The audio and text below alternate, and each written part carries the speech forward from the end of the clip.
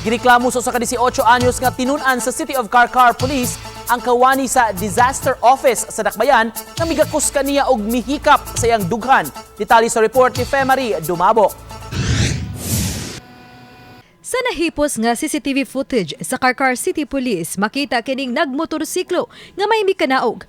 Apan tungod sa gilayon, ang makita lang sa CCTV footage nga daw napaduol ang lawas sa nagmaneho sa motorsiklo ngadto sa lawas sa mikanaog niini.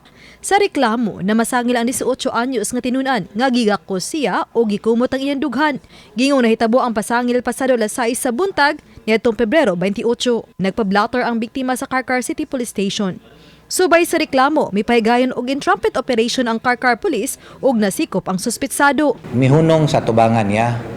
Unya murag mi offer og ride niya sa side sa maong biktima, wa na pod siya mo panugid kay gadali lagi siya kay padong man pod sila padong diri sa sentro sa syudad.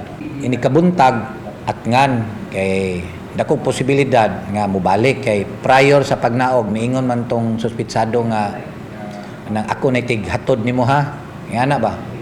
So mao to nga pagka following day nga early morning dito ni adto gyud ang suspect. Giilang dinakpan nga si Romualdo Himilan, 47 anyos, taga lungsod sa Barili.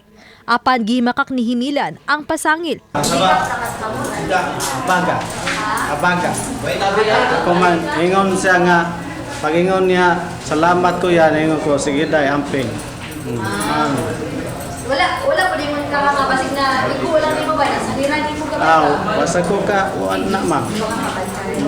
Nakadawat og taho si kabagnot nga wa na mo eskwela ang dalaga human na trauma tungod sa hitabo. Hinungdan nga makigalayon sila sa Carcar City Social Welfare Office. Siyempre estudyante man ang bata unya di kalikayan nga masubject siya sa pagbuli o kana bang murag mailang na ang pagtan-aw sa iya ha.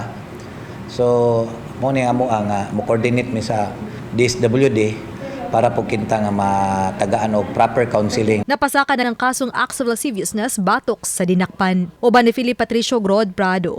Femari Dumabok. GMA Regional TV Live.